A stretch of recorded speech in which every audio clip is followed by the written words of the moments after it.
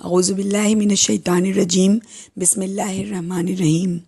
تیسرے جز کا خلاصہ۔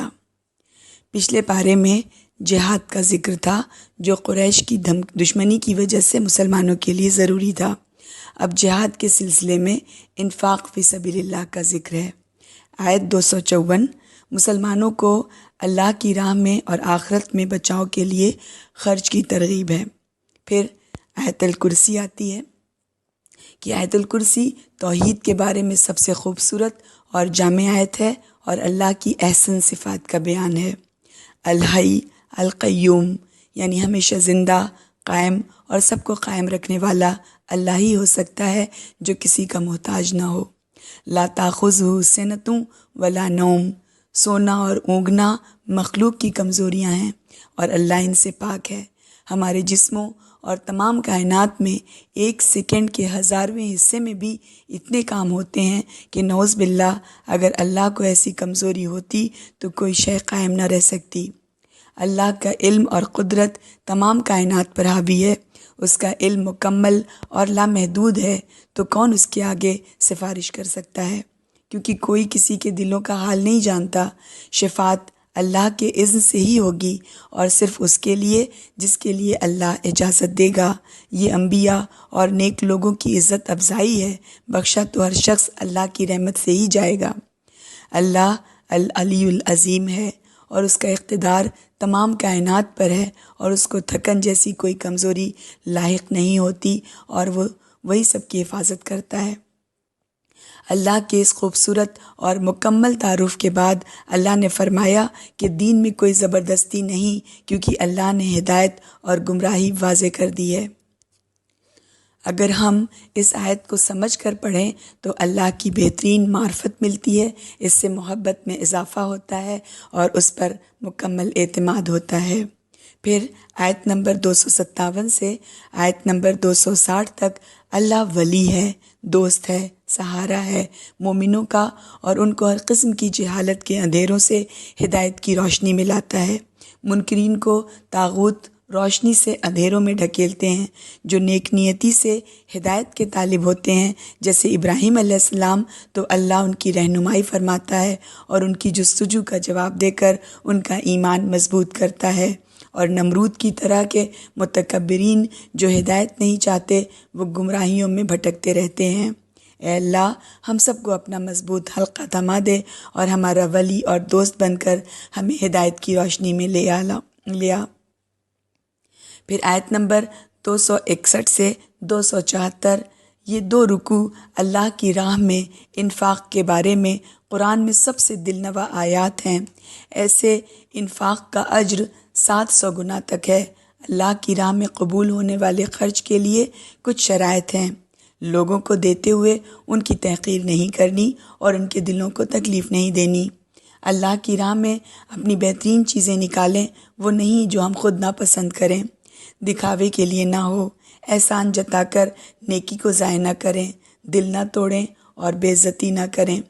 صدقے میں صرف دولت نہیں آتی بلکہ اللہ کی طرف سے ملی تمام نعمتیں شامل ہیں، جیسے کاموں میں مدد، نفسیاتی مدد، جذباتی مدد، ہر قوت، صلاحیت اور وقت کو اللہ کی خاطر اس کے بندوں کی بہبود میں صرف کرنا بھی صدقہ ہے۔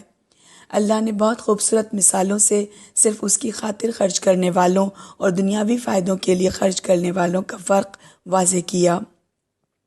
آیت نمبر 275 سے آیت نمبر 283 اس کے بعد سود کی ممانعت اور قرض کی آیات ہیں۔ سود انفاق کی ضد ہے اور معاشرے میں لالچ، خود غرضی اور نفرت پھیلاتا ہے، اور اس کے برعکس اللہ کی راہ میں انفاق باہمی محبت اور ہمدردی کا باعث بنتا ہے۔ قرض کے لین دین کے بارے میں ہدایات ہیں۔ آیت 282 یہ قرآن کی طویل ترین آیت ہے جس میں قرض کی لکھت پڑھت کے بارے میں ہدایات ہیں تاکہ آپس میں کوئی بدمزگی یا تعلقات کی خرابی نہ ہو۔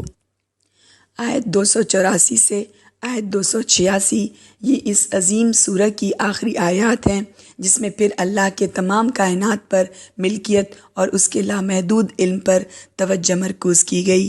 ان آیات میں امت وسط کی اس بھاری ذمہ داری سے بہترین طریقے سے عہدہ برا ہونے کی دعا ہے۔ اس میں پہلے ایمان کی تجدید ہے اور اطاعت کا عہد ہے۔ یہ رویہ بنی اسرائیل کے رویے کے مخالف ہے جنہوں نے عہد شکنی کی۔ پھر سورۃ آل عمران شروع ہوتی ہے۔ یہ ایک مدنی سورہ ہے اور اس کے 2 حصے ہیں۔ پہلا حصہ توحید کو بیان کرتا ہے اور یہ کہ اللہ نے ہمیشہ انسانوں کی ہدایت کا انتظام کیا۔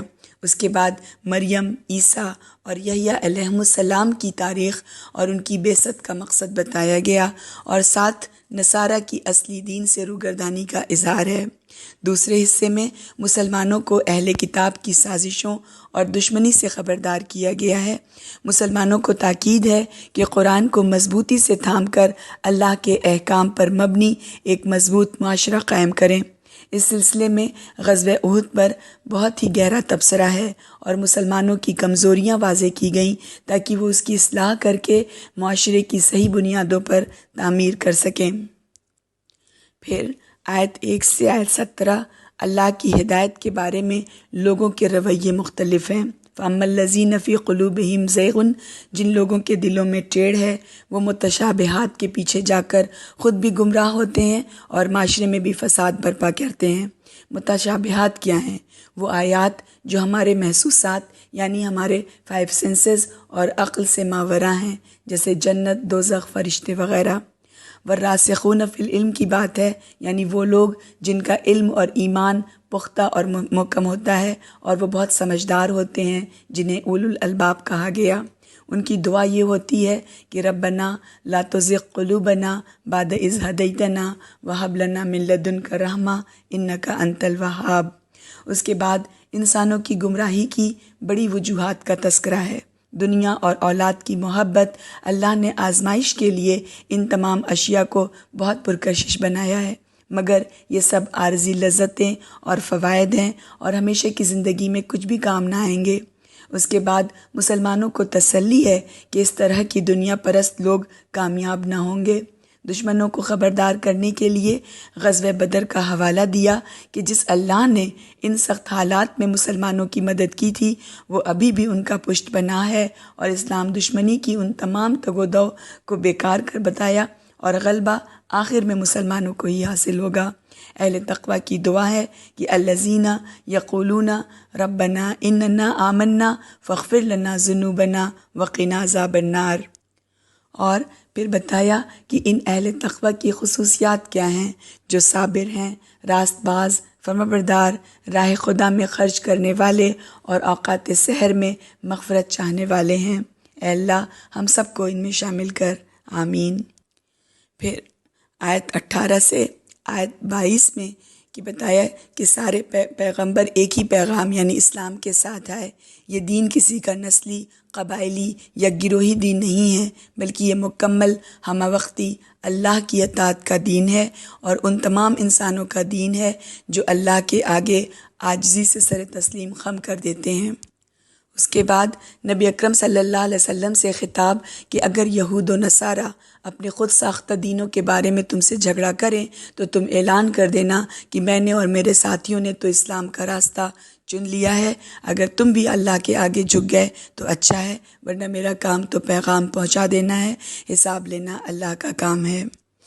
پھر بنی اسرائیل کو ان کے جرائم کی یاد دہانی ہے۔ پھر آیت 23 سے آیت 27 اللہ نبی اکرم صلی اللہ علیہ وسلم سے سوال کرتا ہے، اس سے حیرانی کا اظہار مقصود ہے کہ بنی اسرائیل جو پچھلی کتابوں اور انبیاء کے وارث ہیں، کیا وہ قرآن کے انکاری ہیں؟ ان سے تو امید تھی کہ آگے بڑھ کر شکر گزاری سے اس کا استقبال کریں گے، اس لیے کہ وہ تعلیم یافتہ تھے اور اللہ کے کلام کو پہچاننے کی صلاحیت رکھتے تھے، لیکن کیونکہ وہ اپنے صحیفوں میں نبی اکرم صلی اللہ علیہ وسلم کے بارے میں خوشخبریوں میں تحریف کر چکے تھے، تبدیلی کر چکے تھے، اس لیے ان کے اندر یہ اخلاقی جرأت نہ تھی کہ ان کے پیغام کو تسلیم کرتے اور اس کو اپنی سند عطا کرتے۔ پھر آیت 26 میں یہ دعا ہے کہ اللہم مالک الملک تؤتی الملک من تشاء وتنزع الملک ممن تشاء وتعز من تشاء وتذل من تشاء بیدک الخیر انک علی کل شیء قدیر۔ پھر آیت 27 میں یہ دعا ہے، یتولج اللیل فی النہار وتولج النہار فی اللیل وتخرج الحی من المیت وتخرج المیت من الحی وترزق من تشاء بغیر حساب۔ یہ دو آیات دعا اور اللہ کی قدرت کی تعریف ہیں۔ یہ اس بات کا اظہار کر رہی ہیں کہ اب بنی اسرائیل کی مدت ختم ہوئی اور اللہ کے نزدیک اب وہ مردہ اور بیکار ہیں۔ ایک نئی امت زندگی اور ولولے کے ساتھ ابھر رہی تھی تاکہ اللہ کے دین کو دوبارہ اس دنیا میں فروغ دے۔ یہ نبی اکرم صلی اللہ علیہ وسلم اور ان کے ساتھیوں کے لیے واضح خوشخبری تھی۔ پھر آیت نمبر 28 سے آیت 32 تک بنی اسرائیل کی اسلام دشمنی کا ذکر ہے۔ پھر آیت 23 سے آیت 60 تک دل موہ لینے والی آیات میں مریم، زکریا، یحییٰ اور عیسیٰ علیہ السلام کا ذکر ہے۔ اللہ نے ان انبیاء کی خوبصورت اور پاک صفات کو بیان کیا ہے۔ زکریا علیہ السلام مریم علیہ السلام پر اللہ کی عنایات سے اتنے متاثر ہوئے کہ اللہ سے دعا کی کہ ان کو بھی صالح فرزند عطا فرمائے۔ اللہ نے معجزانہ طور پر ان کو یحییٰ علیہ السلام عطا کیے جبکہ وہ عمر رسیدہ تھے۔ اسی طرح معجزانہ پیدائش عیسیٰ علیہ السلام کی ہوئی، لیکن ان کو اس بنا پر خدا بنا ڈالا گیا، حالانکہ اللہ ہر چیز پر قدرت رکھتا ہے اور کلمہ کن سے سب کی تخلیق کرتا ہے۔ پھر بنی اسرائیل سے ان سے سوال ہے کہ کچھ ہی پہلے یحییٰ علیہ السلام کی پیدائش بھی تو معجزانہ طریقے سے ہوئی تھی، تو یہ کیسا دوغلاپن ہے کہ ایک کو تو نبی بنایا اور دوسرے کو اللہ بنا لیا۔ اسی طرح آدم علیہ السلام بھی تو معجزے سے بن ماں باپ کے پیدا ہو چکے ہیں۔ پھر آیت 62 سے آیت 71 تک یہ اللہ تعالیٰ فرماتا ہے کہ محمد صلی اللہ علیہ وسلم اور ان کے پیروکار ابراہیم علیہ السلام کے زیادہ قریب ہیں کیونکہ وہ اللہ کی مکمل غیر مشروط اطاعت کرتے ہیں۔ اس کے بعد اہل کتاب کو حق چھپانے اور سچ کو گڑبڑ کرنے سے روکنے کے لیے وعید ہے۔ پھر آیت 72 سے آیت 75 میں مسلمانوں کو اہل کتاب کی سازشوں اور شرارتوں سے آگاہ کیا گیا ہے کہ وہ اسلام کے خلاف ساری سازشیں کر رہے ہیں۔ ان میں سے کچھ لوگ سازش کے طور پر ایمان کا تو دعویٰ کرتے ہیں اور پھر اس سے پلٹ جاتے ہیں تاکہ نئے مومنوں کو اضطراب اور بے چینی میں مبتلا کریں کہ جب یہ کتاب کے عالم اسلام کو دھتکار رہے ہیں تو اس دین میں کوئی اچھائی نہیں ہو سکتی۔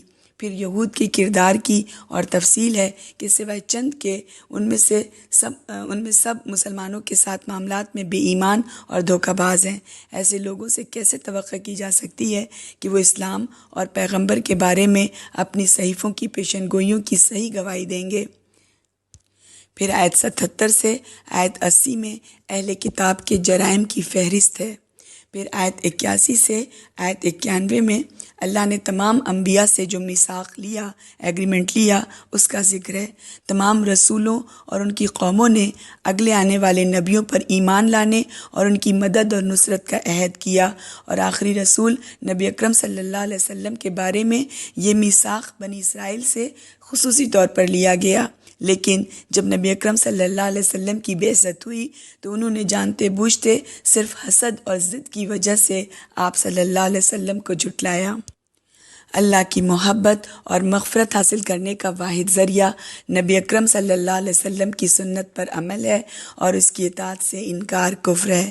اے اللہ ہمیں رسول اللہ صلی اللہ علیہ وسلم کی مکمل اطاعت اور اتباع کی توفیق عطا فرما۔ اے اللہ ہمیں عہد پورا کرنے والے متقی لوگوں میں شامل فرما اور اپنے آگے جھک جانے اور توبہ اصلاح کی توفیق دے، آمین۔